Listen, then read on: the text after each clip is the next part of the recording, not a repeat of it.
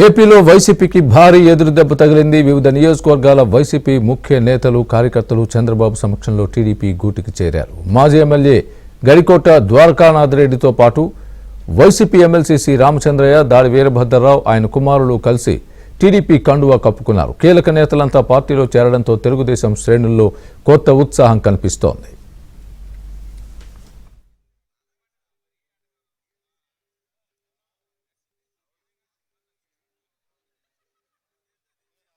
అయితే పాపం ఎన్నోసార్లు నేను చూసినాం. పిలిపించుకు దగ్గర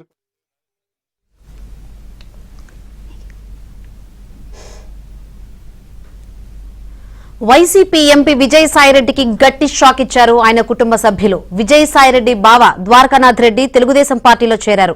త్వరలో విజయసాయిరెడ్డి కూడా వైసీపీ వీడే పరిస్థితి రావచ్చేమో అని వ్యాఖ్యానించారు. విజయసాయిరెడ్డిని టీడీపీలోకి రమ్మని పిలిచే హక్కు కూడా తనకుందన్నారు. రాయచోటి టికెట్ తనకే ఇస్తానని హామీ ఇచ్చిన జగన్ మోసం చేశారని ద్వారకానాథ్ రెడ్డి విమర్శించారు. రాజశేఖర రెడ్డి అయితే పాపం ఎన్నోసార్లు నేను చూసినాం. పిలిపించుకు దగ్గరికి వస్తే రాయచోటి ముస్లిమ్స్ కానీ పేర్లతో పిలిచి వాళ్ళందరినీ పిలిపించుకొని మాట్లాడేటోడు. అంత ప్రయారిటీ ఇచ్చాడు. ఇతను ముస్లిమ్స్కు ఏమీ ప్రయారిటీ ఇవ్వడు. సీఎం దగ్గరికి పోనివాడు. ఆయన మీద ఎవరు కంప్లైంట్ చేస్తారో ఊరు చెప్పకూడదు. ఇంకొకరు కానీ వ్యతిరేకంగా పార్టీకి వ్యతిరేకంగా వెళ్తే వాళ్ళ మీద దాడులు చేయడం, వాళ్ళ ఆస్తుల మీద దాడులు చేయడం, వాళ్ళ మీద కేసులు పెట్టడం, ఈ విధంగా ప్రతి ఒక్కరిని సతాయిస్తున్నాడు. గవర్నమెంట్ వచ్చే ప్రసక్తే లేదు. ఈసారికి ముఖ్యమంత్రి గారు చంద్రబాబు నాయుడు గారు అవుతారు. మళ్ళీ డెవలప్మెంట్ అనేది మనం చూస్తాం. రాష్ట్రంలో ఇంతవరకు డెవలప్మెంట్ అనేది లేదు.